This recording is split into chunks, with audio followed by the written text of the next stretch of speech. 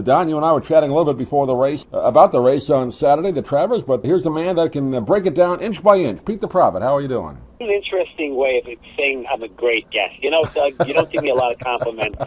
Thank you. Thank you very much for that. I can now go on. You're the only one available tonight. And there it goes. And there it is, ladies and gentlemen. Here we go. Well, Pete, let me tell you this. Saratoga strikes again. The graveyard of favorites once again buries another big favorite. Unbelievable. Went off at 1-5, right? I didn't see the last. Yeah, 1-5 was the last odds I saw. Yeah. That's the last I saw. 1-5. Yeah, 1-5. They capped the attendance and did everything to make this a very workable event, and everybody was ready to go. And then let me tell you, after he lost, there were a lot of tears there. I mean, this all started to give a lot of imagination to people, and it was quite a race. I mean, there's a lot involved to talk about. You know, first thing is, I thought it was a terrible move running him in the race. I really could not believe Bob Baffert did it. As far as I'm concerned, it was absolutely the owner that finally forced him. Even Bob Baffert said in the last eighth of a mile, he said he wished he had gone to Parks, which was the race being run in 2 weeks. The horse did a lot of shipping around, and you could tell early on in the race, I've heard even Bob Baffert said, and I don't like when people start to make excuses, he said that, Frosted, who ran right next to him, kind of forced him a little bit. Right. The bottom line is the early fractions were 24 and 48. That's what he does in a very, very slow gallop. He should have dusted him. And on the far turn, when he starts to get ridden, you could tell he's just not the same horse. And the fact that he was game enough to fight off Frosted and have that lead and just to get run down late. I mean, listen, you saw the field. Everybody else was spread out across the racetrack. I mean, and there's just one horse that fired on that one day, and that was it. Well, Pete, the other thing was you could tell pretty much from the quarter pole in because, he didn't have to tap him with the whip at all most of the time. But, boy, he was working that whip heavily all the way in for the quarter pole. He was really working him. You could tell turning for home, a little bumping going on, but he fought back on the inside, and right. You could just see that he had it. But boy, I could see that other one coming, and it's amazing, and that's why for anybody, I actually got into a really good argument with a very good friend of mine today about saying that he really liked the winner, and and he thought he could beat him, and I said he's been crushed by him 3 times in a row. There's only one way he beats him, and it's the mystique of the graveyard of favorites, and it's because the horse just wasn't the same. He just didn't have what it took. He would have beaten that horse. They run that race 99 more times. He wins that race 99 times. He just caught him on the one day when you could just tell he was in trouble. Doug? Yeah, the first half of that race, it looked, at least on the beginning of the backstretch, that the Pharoah was, following his normal pattern of kind of not really having to be pushed that hard. But then I agree with you, Pete. I think once Frosted came up and challenged him, you just didn't see him kick into that next gear until the stretch where he outdueled Frosted. But then he ran out of gas, and then Keen Ice just overtook him. But you're right; he didn't have that gear available, I guess. He was really. You could not have asked for a more perfect trip. It was very similar to the Belmont, where in the Haskell he came a little bit off the pace and drew by these horses. In the Belmont, he went right to the lead. And he went to the lead in this race in really, really slow fractions. And they did the internal fractions after the half mile. They did like a 23 and 2 and a 23. So they were flying on the turn. Frosted made him run. But if that's the horse that ran in the Haskell or the Belmont, there isn't even an issue right now. And the most disappointing thing for me, and there should be a class for owners that they should take, and they should all shut up after the end of the race, because to come out and to say, we might retire him. Yeah. Did you hear that of the secretary when he lost 4 times? You come back and you run. You made a mistake. Your ego, you wanted to run in Saratoga. You wanted to be the first horse since Whirl Away, Triple Crown winner, to win that and to win the Travers. Your ego got in the way. Bob Baffert did not want to run in that race.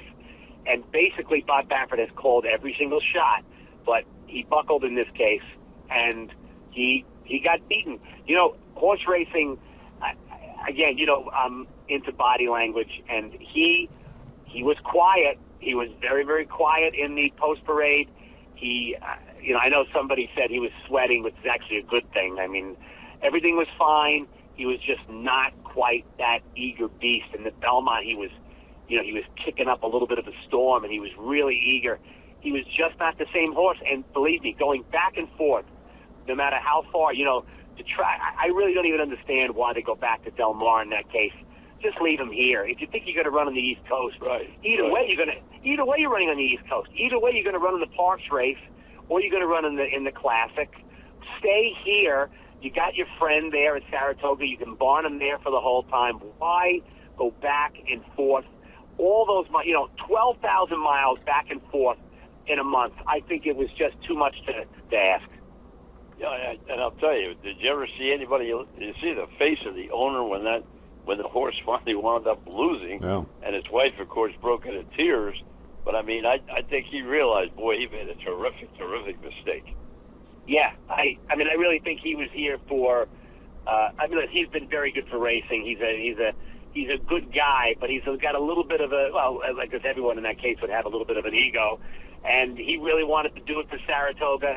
Listen, he brought him here for the fans. I mean, if he goes to Parks and wins that race, that's not exactly, look, he's good. He beats up a field, big deal. They draw 15,000 there. Who cares? Here, he made the summer by running in this race. But the after effects of it and what he said about not running him, I just think it's very similar to what happened in the Belmont that year when the owner opened his mouth and said, all the horses should run in all three of the races. The Chrome owner, Same thing, right. I mean, listen, it's horse racing. That's why they race them here. You don't just throw them out there and run them, and that's what happened. I just wish you wouldn't have said that. Baffert had the right idea. He said, we're gonna wait and see. I mean, 2 months is a long time. This horse will get back to form, and he will just be fine. I just don't know. It's very hard to run, after it, not having. That's why, you and I we'd all spoke about this when he ran in the Haskell. I never thought he'd run in this race because it was 6 weeks, perfect for the Parks race or the Belmont race, 6 weeks into the Breeders' Cup, perfect timing. Now what? He's not going to run again unless he runs in the big race, and so he's going to sit around, and he's going to have to train up to it for 2 months. That's a tough road to hoe, and now you're going against older horses. I just think it was a bad mistake all the way around. What did they block it out at? 44,000? Is that what it was? It was 50. 50, they right? Capped it exactly at 50. Now, of course, that's 50. And what they do is, there is some because there are they blocked it at 50, but yet there are like 8,000 season ticket holders. There's obviously I'm an owner, so I can go there. So it's not. So the paid thing was 50. They probably had 55 or somewhere in there, but for all accounts, they did once again they did a really good job of crowd control. I mean, it just still boggles my mind that they have to they're so inept that they have to stop you from coming in. It completely goes against everything that I just can't imagine a Derby and a Preakness blocking things. And now that they've had success with it, they will stop. They will always do stuff like this. And I guess for an inept organization, it's the right thing to do because you can handle that crowd and you can't handle any bit more than that. And how about the 15,000 that came out for the workout on the day before? Right. I mean, are you kidding me? I mean, this horse has caught the attention of people. So there were a lot of tears after this horse went down Saturday. Doug? You mentioned before, Secretariat, he lost in the Travers, and he lost a couple of times after that, too, didn't he? So this is not new territory of a Triple Crown horse not being undefeated, right? Not at all. I mean, don't forget the race before the Derby, Secretariat finished off the board to his stablemate, Angle Light, and everybody, and at that point now you're thinking, oh my God, there's a hole in this horse, and listen, they're not machines. They didn't run well. After the fact, it comes out that the horse had an abscess, and so he comes out, he destroys the Triple Crown, and he ran in. I don't know if it was a race at Belmont or was it the race in Saratoga when he lost to Onion? There was somewhere where he lost, but then he came right back. He won the Marlboro Cup, and I think a time that still stands today.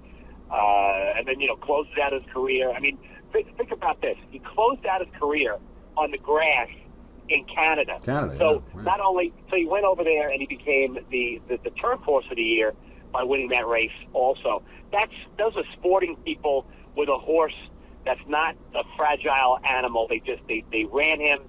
They wanted to run him, and these people now wanted to protect their beautiful little thing. And listen, I understand the game is about money and about breeding, but it really, they're doing just fine. If he loses again, it'll hurt a little bit in the pocketbook, but he's already signed his deal. Well, so. And no loss has hurt his breeding anyway. He's already a Triple Crown winner, so he's playing with house money. Well, right? it doesn't hurt the. I mean, the owners are going to get the money. That deal's already been set. What happens is the stud fee. Let's say if it's $50,000 to breed to him. Maybe he loses a couple of races and it goes down to 40. Oh, it would go down? Maybe, really? Even though he's... Yes, wow, yes. Okay. Yes, that is just as, that is just as he becomes, there have been horses, for example, Cigar, who failed in the breeding shed. So he, in the beginning, had to command this big portion and then went way down because he wasn't producing any winners and actually wasn't producing any babies at all, but... Secretariat really wasn't a great breeder either, right? Wasn't that? He didn't have many. Great. No. He had, he had a few. He was okay, but he wasn't. He wasn't prolific. Not prolific. Yeah, that's it. Yeah, right. Pete, can you insure against the horse not being able to foster? Yes. You can. Yes, Cigar actually had an infertility clause in his contract that gets. Insured by Lloyd's of London. They're the ones that come up and basically step into any crazy thing you want to do, and it's very expensive. But like in that case, it works. And we had talked last time. We had talked about basically the value of what the horse wins. And for example, in this case, of American Pharoah. I don't know the exact ramifications of it, but on his life, there's a life insurance policy. That's a few million. Sure. And so there's a lot of money that basically gets wiped away. So it's not his purses might just break him out even, or maybe he makes a little bit. It's everything after the fact where the big money's made. Right. Poor horse. If you don't do well in the shed, he lives his whole life to get there, and nothing happens. and then nothing happens at all. That's sad. all he wanted to do. How sad. That's all he wanted to do. He just wanted to go out there and do his thing. So I tell you, the race itself, I thought the race call was excellent. I thought the coverage was very good. Yeah, Coleman is right on top of that. I mean, he's been good all season, but he was right on top of that. He really was. We haven't talked about Larry Coleman. I actually, and I'm surprised because I really dislike Larry Coleman. I didn't know much about him. I heard his Monmouth calls, and I always thought he went way, way over the top in calls. And this season at Saratoga, since I've basically followed every single race there, he has just been wonderful. I mean, he's just been right on everything. Good, crisp voice. He sounds a lot like Durkin, though. I mean, he's got a younger version of Durkin, doesn't he? Sound a lot like him? A younger voice, not quite as the vocabulary. He does, when he gets that gravelly voice, when he really explodes, it's more forced, I think, than Durkin's was. But he did a fine job in this. His call when he says that American Pharoah has now lost the lead, and then he catches right away that he's just battled back and taken the lead is great. And then he calls, Keen Eyes coming, and before he gets to him, he goes, Keen Eyes to go right by him. Just great job all the way around. Great job. Yeah, I agree. I thought they really, and I agree with the first part of your comment. I thought they did an excellent job all the way through, from the time they came on the air until they went off. Yeah, they have it's a very seasoned crew, and they didn't overdo it either. Yeah, they sometimes they overdo it. I think they had a fewer people doing it as well. They didn't have Hammond there. They didn't have some of the other guys. They had a smaller crew, but I thought they did a good job. You're right. We did a very good job. Those three that do it there. You know, Jerry Bailey's the best. I forgot. I'm losing the guy in the middle there, who's fabulous. Randy Moss. I forgot Randy Moss. He's fabulous. And now I'm going to forget the Bob Newmeyer. Newmeyer, very good. Great questions. I mean, in that sense, and then Barton, who does it after the race. I mean, it's really a good season crew. I don't know if they're doing the Breeders' Cup or is that ESPN? Do you know? I really don't know. I can't say. I thought NBC had it, but I'm not sure. I could be wrong. Yeah, the one thing I would agree with you is that sometimes less is more, and that's exactly what they proved. They proved that you can do a much better job with fewer people, so they don't have to talk over each other, and everybody said exactly the same thing for an hour. and they also did a really good job, and they didn't overdo. Like they had one highlight of one of those, you know, when they do a little bit of expose on somebody, and they had two of the races they had to cover in there, so you got three races. Filled a lot of time. Yeah, and they didn't get crazy with, you know, all the other backstories and stuff like they do in the Derby. It was really a very thorough professional thing. It was more for the player that knew something about horse racing and just wanted to tune in for the race. They did a very, very, very good job in that. I would have liked a conversation with the owner right afterwards. I mean, they did get to Baffert, which was good. Right. But that was the only thing that was unfortunately missing from that. But like I said, you know, even seeing the horse when he was walking after the race. I mean, right. I remember how he looked after the Belmont and the Preakness, and boy, that horse was prancing off the track, and he was just knew he lost dirt on the way back. Yeah. To make my comparison, I think they did a Vince Scully of racing. Yeah, I agree. Right. Great job. Yeah.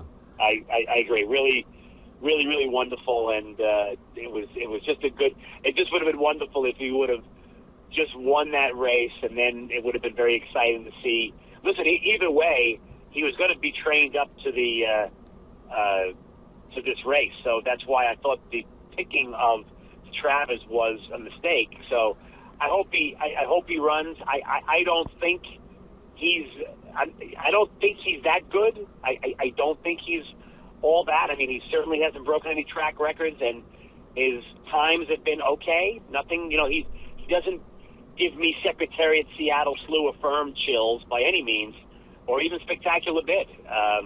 So I did hear something I did listen to Brad Thomas, who said something very interesting, that he did some sort of speed rating or something about it, and Brad Thomas had said that Spectacular Bid was probably didn't win a Triple Crown. He's a lesser-known faction, but a fantastic horse in his day. He said the Spectacular Bid, by all accounts, would have dusted American Pharoah. So that's why I say it's, you know, I'm glad he was a Triple Crown winner. He's a very, very nice horse, and he'll be down as one of the greats, but I don't see he's in the Pantheon. You know, this is, to me, the Pantheon has got a few in it. It's not like the Baseball Hall of Fame where, you know, Chase Utley's going to get in. You know, I'll get in next. I like it when it's the Pantheon. You know what I mean? If the Yankees keep retiring numbers, there's going to be, they have to go into the hundreds going forward. I agree with you. I just think that not only the Yankees, but I really have been disillusioned by the Hall of Fame for quite some time now. I just, you know, to me, Hall of Fame is somebody that you can put their name up there and everybody knows who they are. Not somebody that had, you know, a few good years. And Absolutely. Absolutely. I mean, it shouldn't be a compiler. It should be, you know, the greats. Like, I mean, and, you know, like the talk about Andy Pettit getting to the Hall to me is ridiculous. Yeah, no way. I mean, how am I going to, unless I'm putting him in this Hall D, I mean, am I going to put him with Bob Gibson and Sandy Koufax? Come on. You know, we're just lowering the bar to get, I don't know, it just becomes, it just loses something after a while. And then Pete Rose is not in it. You know, it gets